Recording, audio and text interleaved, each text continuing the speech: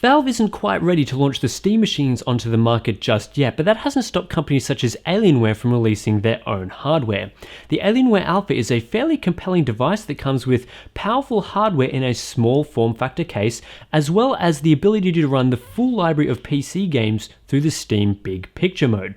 It also retails for just $550 which is $150 more than the current generation of consoles, but it comes with more powerful internals and the ability to run more games, so it could be a fairly compelling purchase. It's Tim Cheese here for TechSpot, and I've been using the Alienware Alpha as a game console for the past couple of weeks, but before I dive straight into the review, it's worth checking out my unboxing and hands-on video over here, because I do actually take apart the console and take a look at the internal hardware layout of the system, as well as its cooling solution for both a CPU and a dedicated GPU. So if you're interested in that, do check out that hands-on video. But the first thing to note about the Alienware Alpha console itself is its size. It's a very compact 200 by 200 millimeters square that's much smaller than the PlayStation 4 and around the same size as the Wii U. And its style that Alienware has gone for fits in quite well with the rest of your home entertainment stuff that you might find in your living room setup. Alienware has gone with a glossy finish for the side panel of the Alienware Alpha, and there's also a cut-out corner that features an RGB LED that you can control to a range of different colors through the Alien FX settings in the Alpha UI. There's a similar RGB LED also found in the Alien head button that you can use for powering on the system. On the top of the device, you'll find a matte finish with a Y-shaped pattern, and on the bottom, you'll find intake vents for the cooling solution that vents eventually out to the back. Along the back panel, you'll also find HDMI in and out. In is used as a basic pass-through device with no real advantages or extra features brought to the table. There's also two USB 3.0 ports, as well as Ethernet and an optical audio out port. And there is a power jack which you will need to connect to the PSU, which is an external PSU that's quite sizable. On the front panel, you'll also find two USB 2.0 ports, which can be handy for connecting things such as keyboard and mice. On the bottom of the system, there is a flap, and taking that out reveals a slot which will eventually be used for the Steam controller's wireless adapter. While that controller hasn't been released just yet, you do get an Xbox 360 wireless controller out of the box, and it's a very comfortable controller that I find quite easy to use, and it's compatible with a wide range of games through Steam. Unfortunately though, it comes with a quite bulky wireless adapter that you will need to plug into one of the rear USB ports. It doesn't quite fit inside the internal slot on the Alienware Alpha, which is a little bit disappointing. But the one thing that you guys want to know, of course, is how the Alienware Alpha performs as a game console. How does it run games? Well, the internal hardware is actually fairly decent. We're looking at, in the entry-level model at least, a Core i3 dual-core, which is based on Intel's Haswell architecture, and it's not the most powerful CPU going around, but its single-thread performance is quite good. We've also got a custom-built NVIDIA GPU, which is equivalent to the GeForce GTX 750 Ti desktop class GPU. So if you want to check out the full benchmarks we've got on TechSpot.com for that particular mid-range GPU, you can go across TechSpot and check out the review with all our benchmark figures there. It is actually an 860M, which is Maxwell based, so it actually comes with a fair bit more performance than a standard APU or integrated graphics that you might find on one of the CPUs, including Intel's own HD graphics. There's also 4GB of system memory in this and a 500GB hard drive, if you're wondering. But the main thing is that this console can play most games available today at 1080p. In fact, it can play all games available today on PC at 1080p. And this is one thing that the current generation of consoles can't quite do with. Even on the PlayStation 4, the more powerful of the two consoles, not all games run at that native resolution, which doesn't give you that sharpness and clarity that you would expect from not having to upscale. A game like Battlefield 4, for example, which runs at 900p on the PlayStation 4, easily runs at 1080p high settings, some medium settings admittedly, on the Alienware Alpha at 60 frames per second, so you're getting a very good gaming experience in some of these titles. Two other titles that I also tested available on the next generation consoles was Middle-earth: Shadow of Mordor and also Dragon Age Inquisition. On both these titles I could play at high-ish settings at around about just over 30 frames per second, and these look graphically better than the 1080p equivalent on the PlayStation 4 running at 30 frames per second.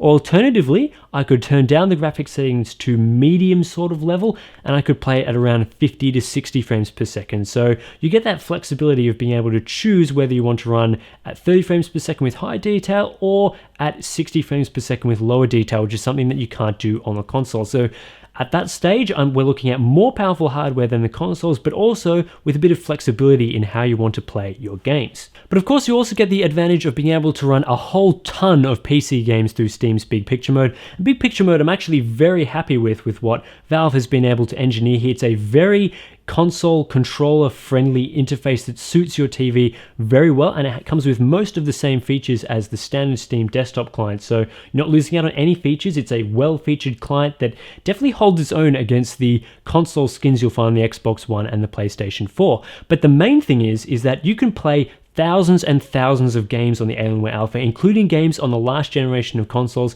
and going way, way back. So this is an advantage for the Alpha, of course. I tested out some of the games available on the last generation consoles, including BioShock Infinite, Crysis 3, Borderlands 2, Metro Last Light. All these games run surprisingly well on the Alienware Alpha, much better than I was actually expecting for a cheap console like this. So you can run at 1080p, which is something that the previous consoles can't do. So you get all these advantages of having a PC ecosystem fully inside a compact gaming machine. So if you are one of those people that likes to run games at higher quality settings, the Alienware Alpha is certainly the system for you. Unfortunately, as you might expect for a first generation system like the Alienware Alpha, there are a few issues with it that stop it from being a complete slam dunk. One of these issues is the performance from the 5400 RPM internal hard drive, which, to be honest, is quite slow. It means that games take quite a long time to load, especially Dragon Age Inquisition, which took multiple minutes to load, and in some games that are very graphically intense that will be loading textures constantly from memory and also from the hard drive, like Crysis 3, there was a little bit of stutter throughout gameplay, which wasn't completely resolved by turning down the graphics level. And this is very disappointing to see from a console that is actually quite powerful from a CPU and GPU perspective, and even though it only has 4GB of RAM, does have enough RAM to play most games, but that 5400 RPM hard drive is just a performance bottleneck in this system. And one thing that I would almost have to recommend if you buy the Alpha is replacing that hard drive for a solid state drive, which unfortunately will come at your own expense because Alienware doesn't offer a solid state upgrade path. Another aspect that comes to mind is that it's quite tricky to install and run games that aren't available through Steam. The Alpha UI, which is included on the console and prevents you from ever having to interface with the standard Windows UI, only launches Steam Big Picture Mode. And this is great if you have a lot of Steam games. You can install, buy, and play these games without ever having to use a keyboard and mouse. But if you want to play games from EA, for example, which only uses Origin, you'll have to plug in a keyboard and mouse, dive into the Windows interface, and awkwardly install these games on your TV running that desktop interface, and this isn't a nice user experience. But what about the value of the Alienware Alpha? Is this console worth buying over building your own system with equivalent parts? To answer this question, I went to newegg.com and did a system mock-up of fairly similar and equivalent parts to what's found in the Alienware Alpha, and including a small form factor case and the Xbox 360 wireless controller, and the total cost for this system came to $540 US, which is just $10 less than the $550 entry-level Alienware Alpha. Not to mention that it doesn't come in nowhere near as nice form factor and doesn't include a Windows license either, which adds an extra cost to the entire build.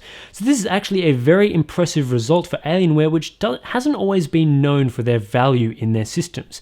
Unfortunately, the upgrade pathways aren't as value friendly. The $699 model, which upgrades to a 1TB hard drive and 8GB of RAM, is about $100 less value than the system is worth, and it's a similar story for both the $799 and $899 models, which include upgraded CPUs. There's also no GPU upgrade model, which I might have liked to see, considering a GPU upgrade would give the biggest performance uplift in games.